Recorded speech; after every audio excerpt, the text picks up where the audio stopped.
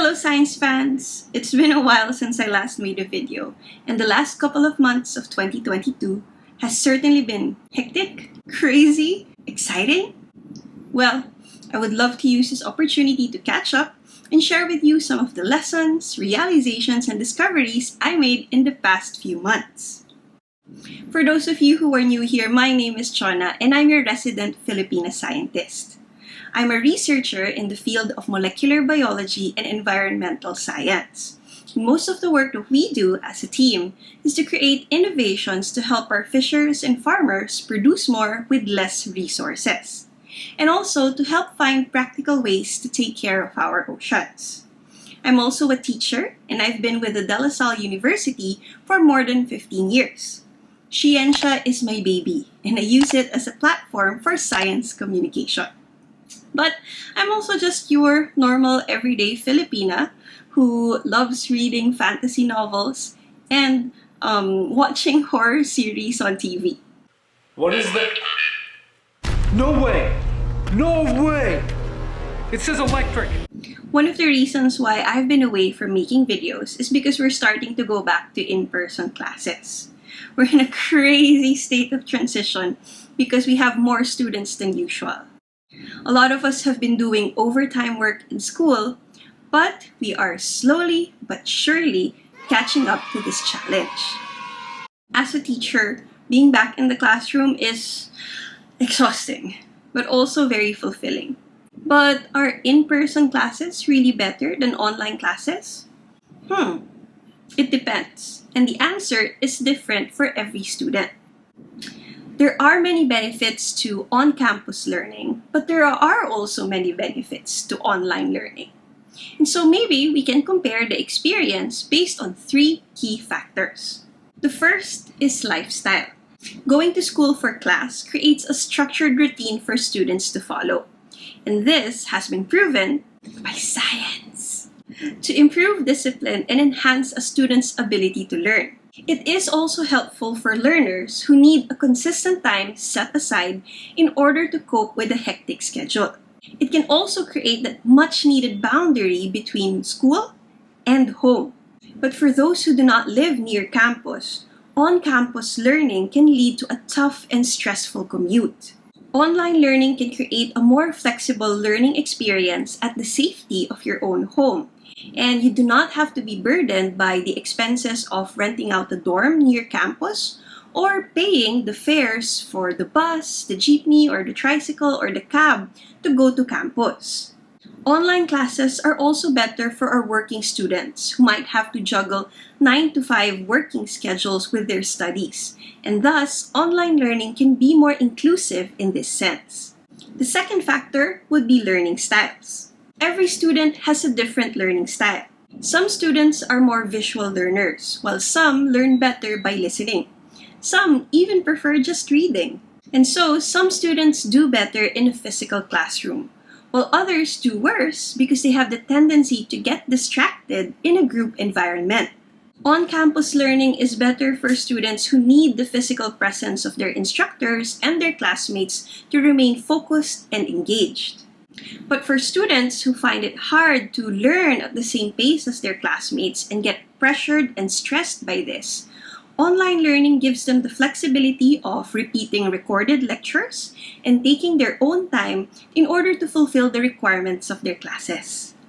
And the third factor is the networking opportunity.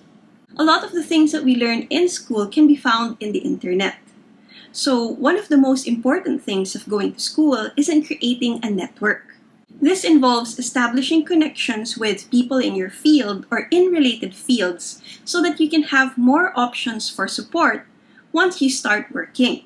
For some, networking without the daily face-to-face interaction is difficult. After all, a lot can be lost in translation. Who are you? You. No, not me, you. Yes, I am you.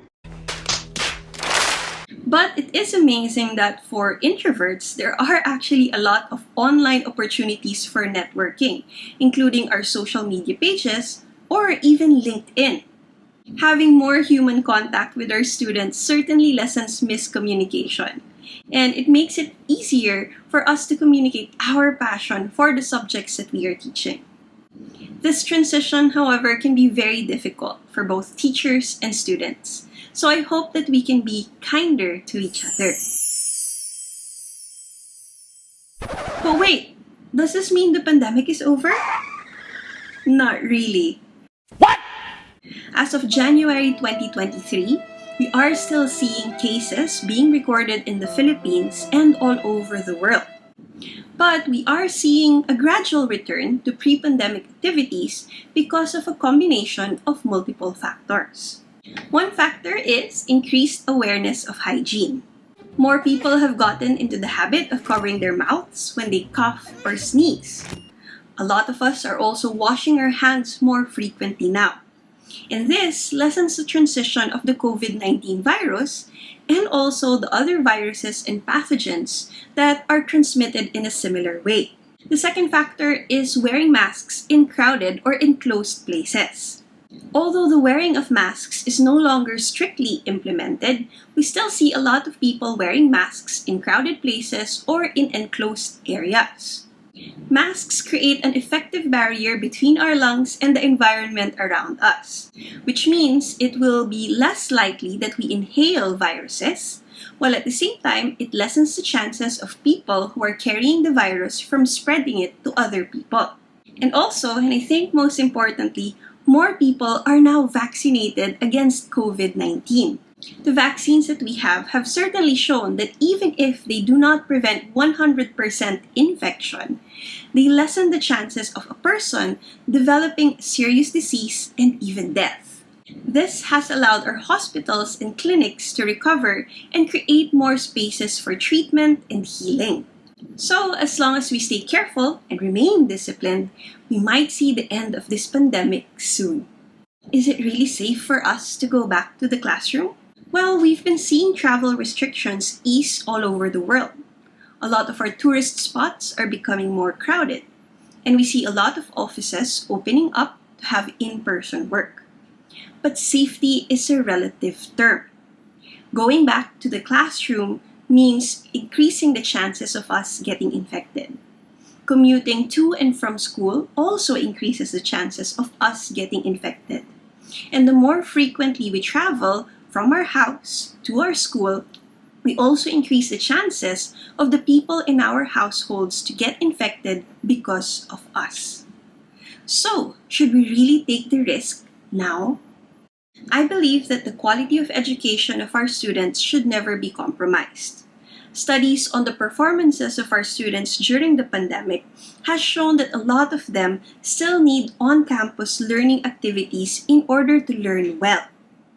This is particularly true for students who need lab activities to learn the fundamental principles of the disciplines that they are studying.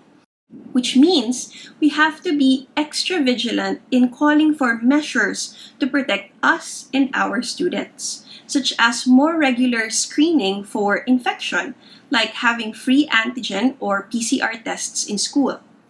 We also have to consider having healthcare insurance so that we can make sure that we have quality healthcare in the event that we do get sick. Our in-person classes start in a few days, and I'm nervous and excited. Yes, despite 15 years of teaching. But what do you think? Are you ready for in-person classes? Are you team face-to-face or team online? Let me know through the comments section below.